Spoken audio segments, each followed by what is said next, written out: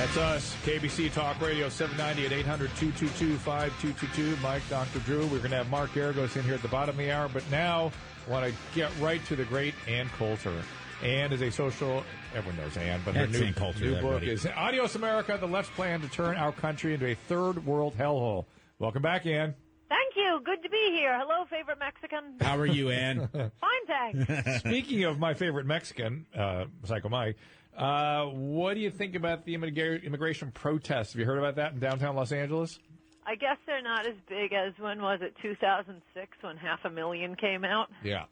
It's a little different. My question is, and a perfect person on the phone to talk about this, but what is your counter argument if you're pro immigration? Like, what's your argument that we should just let anybody in with no type of? That's a great question. No, I mean, it ends up being discriminatory, the open borders crowd, because there are lots of poor people in the world who don't live within walking distance. So this policy of deciding who gets to come here by who lives within walking distance, discriminates against people who have to get on a plane or a boat to come here. I mean, how many people, could you Google this? There are like 3-4 trillion people in the world. Most of them do not have America's standard of living. Of course they'd like to come here. No, I mean, I've often thought about, people have especially in the southwest parts of the country, you have a certain idea when the word illegal immigrants, the words illegal immigrant are said, you automatically, I think most people think of south of the border. But if the Philippines, all of a sudden, if there was some like giant earthquake and the Philippines was connected to California, it would be the exact same thing, just with different, shades of people. 7.3 billion. Two things caught my attention, Ann. One was how during the last Republican primary debate, you started hearing some interesting border control theories being floated by a couple of the candidates, didn't you? Yes. It sounded very. Oh my! Has Trump changed this campaign? Yeah, it was surprised me that no one made more of that, because some of them sounded exactly like Trump, frankly. Yes, it's amazing. I've been feeling like I'm dreaming. I was just emailing a friend saying, look at this shock and awe campaign. The fact that we're talking about H-1B visas, the alleged high-tech visas, that's just cheap labor to take more than menial jobs of Americans, the anchor babies seriously talking about border control as opposed to just a throwaway line. Trump has really changed the debate, and, I always knew it. I knew it. If we could just talk about immigration. Incidentally, Mike, particularly for you, I was down in Palm Beach over the holidays and was sort of interested to see which way the plutocrats were going, because they were all big Jeb supporters, a few for Rubio. But anyway, a very, very, very wealthy man whose name you would know, perhaps I'll email it to you after the show. Nice. Commented they were all walking around a little shell-shocked by what Trump is doing. And first, the good news is they were all saying, well, I guess if it's Trump, we'll all support Trump. But the one I'm talking about specifically said, and it was just with utter perplexity on his face, he said, we are all for Jeb, but all the Hispanic help is for Trump. But I've talked to a lot of people of varying ethnicities that really get behind him. That whole idea of let's talk about inspiration and greatness and winning all stuff really speaks to some of that crowd. Let me get to Suzanne here has a comment for Ann. Go ahead, Suzanne. Hi, I always like to buy Ann Coulter books, but this Christmas season I didn't, because she made a comment about effing Jews. Who does she think reads her books?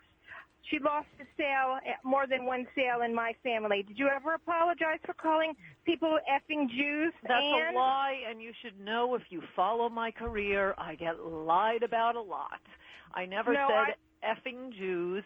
I said, how many effing Jews do they think live here anyway? How many effing anything is not effing about the noun. The how many adjective effing is people not are going to lie about right. this. You're modifying the how many, not the noun itself. Yes, of course. And why do people attack me? Because they don't like what I'm saying. My words get twisted. I'm watching the same thing happening with Donald Trump. I consider him my alpha male doppelganger, and it's just outrageous the way people lie. Anyone who actually reads my books or follows me at all would know perfectly well that when you hear something that sounds like I probably wouldn't have said it, the odds are, in fact, it's always true, I didn't say it. That is an outrageous, mendacious, disgusting lie used to try to keep me from backing Donald Trump and saving our country.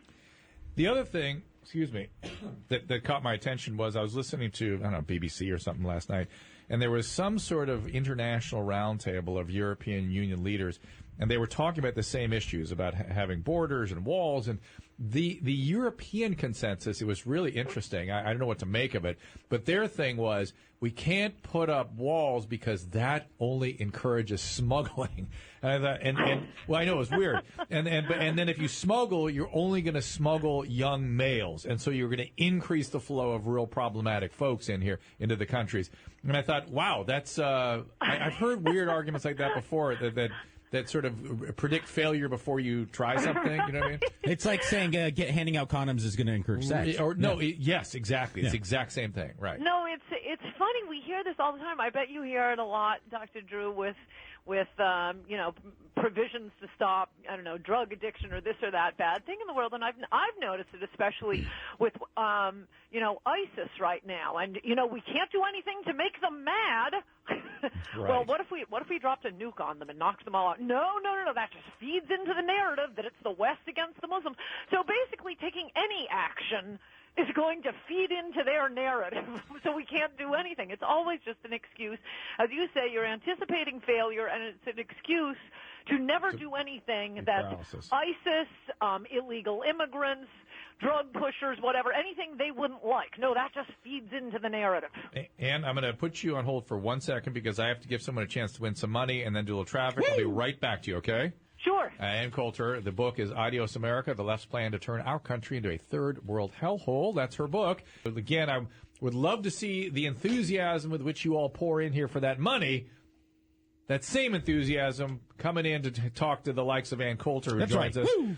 Ann is, of course, she's Ann Coulter. She's Ann Coulter, but the book is Adios America, The Left's Plan to Turn Our Country into a Third World Hellhole.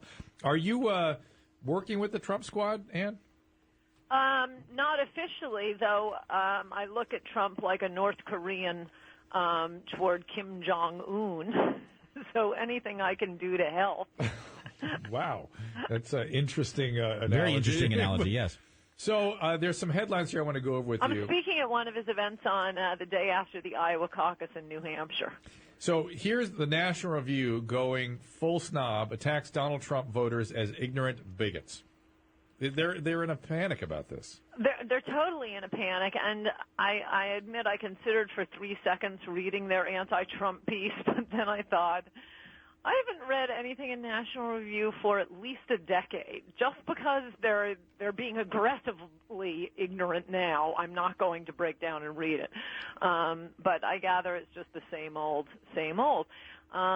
Look, this isn't an election like any other. We're fighting for the concept of America, keeping America as America.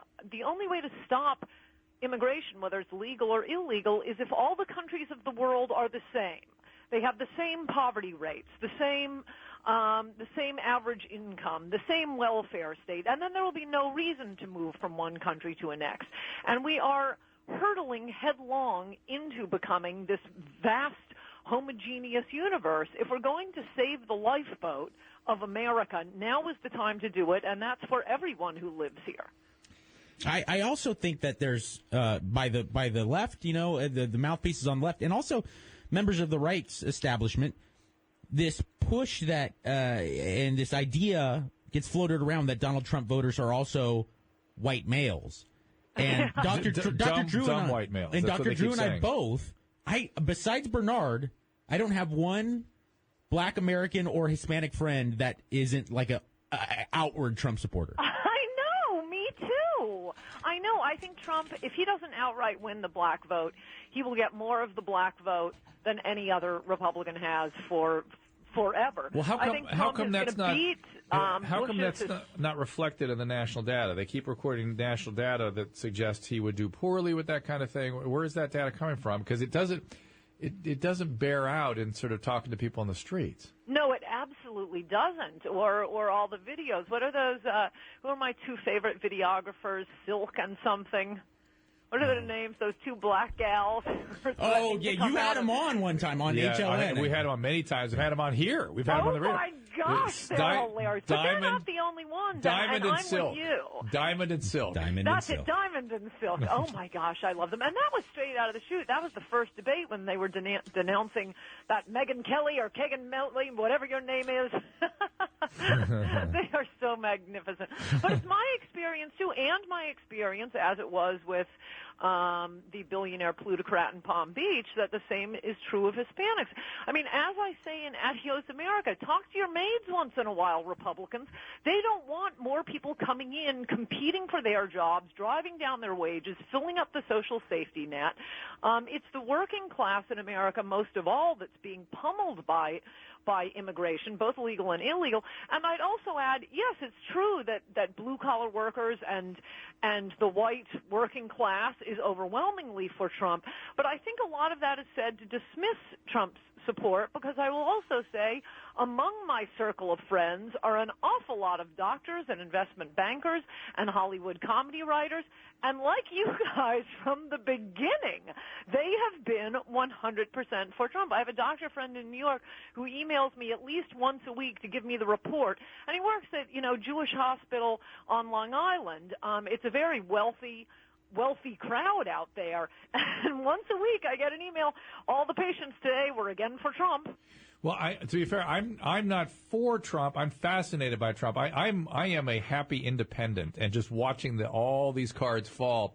But what I'm I guess distressed by is how we're all looking at the same problem, which is the sort of the performance of this country and the cost of living and the ability of the average person to have a decent life, and it's gone. Yeah. And some people say the way to solve that is make everything free and raise minimum wage.